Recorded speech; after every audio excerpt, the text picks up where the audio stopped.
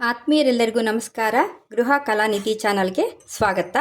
ಇವತ್ತು ನಾನು ಕೆಂಪಕ್ಕಿ ಪೇಪರ್ ಮಸಾಲ ದೋಸೆ ಮಾಡಲಿಕ್ಕೆ ತೋರಿಸ್ತಾ ಇದ್ದೀನಿ. ಕೆಂಪಕ್ಕಿ ಇದು ಊಟಕ್ಕೆ ತಂದಿರುವಂತಹ ಕೆಂಪಕ್ಕಿ. ನನಗೆ ಇದರೊಳಗೆ ದೋಸೆ ಮಾಡೋಣ ಅಂತ ಅನ್ನಿಸ್ತು. ನೋಡೋಣ ಅಂತ ಟ್ರೈ ಮಾಡಿದೆ, ಒಂದು ಸಲ ಚೆನ್ನಾಗೇ ಬಂತು. ಸೊ ಹಾಗಾಗಿ ಮತ್ತೆ ನಿಮಗೆ ವಿಡಿಯೋ ತೋರಿಸೋಣ ಅಂತೇಳಿ ಮಾಡ್ತಾಯಿದ್ದೀನಿ. 1.5 ಪಾವಷ್ಟು ಕೆಂಪಕ್ಕಿ ಹಾಕ್ಕೊಂಡಿದ್ದೀನಿ.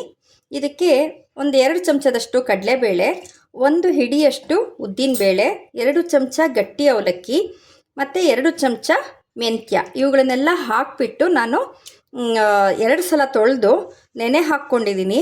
ಈ ಚಳಿಗಾಲದಲ್ಲಿ ಕನಿಷ್ಠ 6 ಗಂಟೆಗಳ ಕಾಲ ಈ ಮಿಶ್ರಣವನ್ನು ನೆನೆ ಹಾಕಿದರೆ ದೋಸೆ ಬೇಗ ಹುದುಗ್ ಬರುತ್ತೆ. ನಾನು ಈಗ ಬೆಳಗ್ಗೆ 7 ಗಂಟೆಗೆ ಅಕ್ಕಿ ಎಲ್ಲ ಹಾಕಿಬಿಟ್ಟು ತೊಳೆದು ನೆನೆ ಹಾಕಿದ್ದೀನಿ. ಮಧ್ಯಾಹ್ನ 1-2 ಗಂಟೆ ಅಷ್ಟೊತ್ತಿಗೆ ಇದನ್ನು ರುಬ್ತೀನಿ.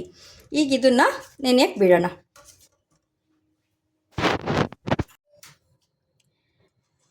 ಅಕ್ಕಿ ನಾವು ನೆನೆಸ್ಕೊಂಡಿರೋದು 6 ಗಂಟೆಗಳ ಕಾಲ ಆಗಿದೆ. ಆಮೇಲೆ ಈ ಅಕ್ಕಿ ನೋಡಿ, ಕೆಂಪಕ್ಕಿ, ಅದ್ರ 6 ಗಂಟೆ ಕಾಲ ನೆಂದರೂ ಸಹ ಬಣ್ಣ ಕೆಂಪಾಗೇ ಇದೆ. ಸೊ ಇದು ಒರಿಜಿನಲ್ ಅಕ್ಕಿ ಅಂತ ಹೇಳಿ ಇದನ್ನು ನುಣ್ಣಗೆ ರುಬ್ಕೊಬೇಕು.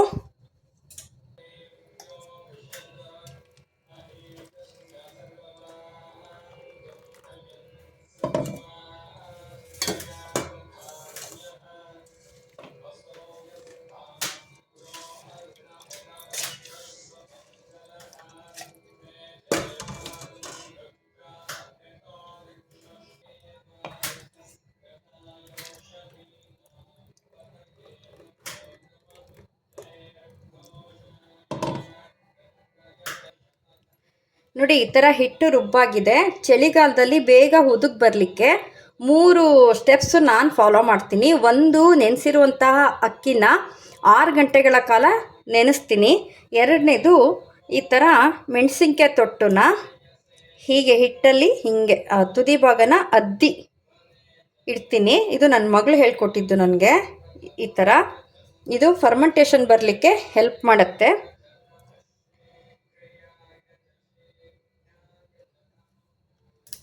2ನೇದು. 3ನೇದು, ಇದನ್ನು ನಾನು ಓವರ್ನೈಟ್ ಪೂರ್ತಿ ಓವನಲ್ಲಿ ಇಡ್ತೀನಿ.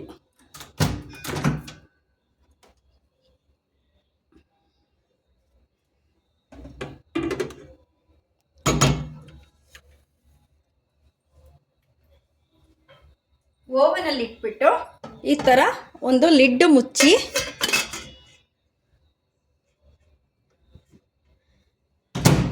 ಈ ಥರ ಕವರ್ ಮಾಡಿ ಇಡ್ತೀನಿ. ನಂತರ ಅದು ಹೇಗೆ ಹುದುಗ್ ಬರುತ್ತೆ ಅಂತ ನೋಡೋಣ. ಕೆಂಪಕ್ಕಿ ಪೇಪರ್ ಮಸಾಲ ದೋಸೆ ಹಿಟ್ಟು ರುಬ್ಬಿ ನಾನು ಓವರ್ನೈಟು ಓವನಲ್ಲಿ ಇಟ್ಟಿದ್ದೆ. ಓವನ್ ಒಳಗೆ ಶಾಖ ಅಲ್ಲೇ ಇರುತ್ತೆ, ಕವರ್ ಆಗಿರುತ್ತೆ. ಅದು ಎಷ್ಟು ಹುದುಗ್ ಬಂದಿದೆ ಅಂತ ನೋಡ್ಕೊಳ್ಳೋಣ.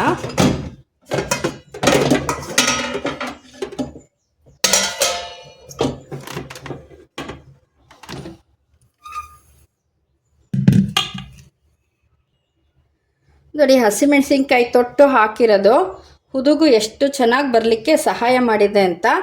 ಈ ಹಸಿಮೆಣಸಿನ್ಕಾಯಿ ತೊಟ್ಟಲ್ಲಿ ಹುದುಗ್ ಬರುವಂತಹ ಬ್ಯಾಕ್ಟೀರಿಯಾಗಳಿರುತ್ತೆ. ಮೊಸರು ಮಾಡಲಿಕ್ಕೂ ಸಹ ಹಾಲಿಗೆ ಹಸಿಮೆಣಸಿನ್ಕಾಯಿ ತೊಟ್ಟನ್ನು ಹಾಕಿದರೆ ಬೇಗ ಹುದುಗ್ ಬರುತ್ತೆ.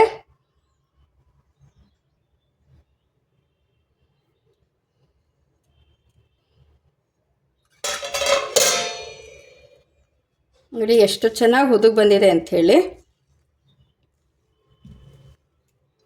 ಇದಕ್ಕೆ ಎಷ್ಟು ಬೇಕೋ ಅಷ್ಟು ಉಪ್ಪು ಹಾಕ್ಕೊಂಬಿಟ್ಟು ಚೆನ್ನಾಗಿ ಮಿಕ್ಸ್ ಮಾಡಬೇಕು.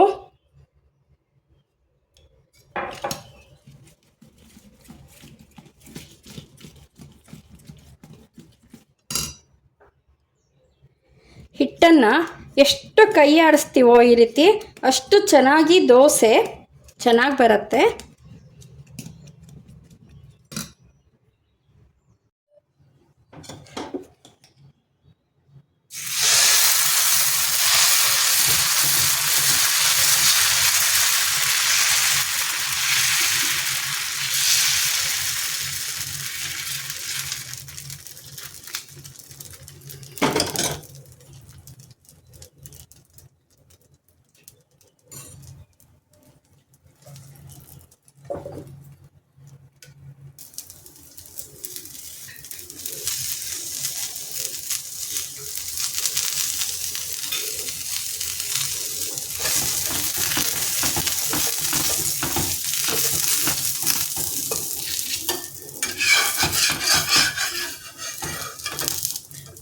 ನೋಡಿ, ಕೆಂಪಕ್ಕಿ ಪೇಪರ್ ಮಸಾಲೆ ದೋಸೆ ಎಷ್ಟು ತೆಳುವಾಗಿ ಬಂದಿದೆ, ಪೇಪರ್ ಥರ.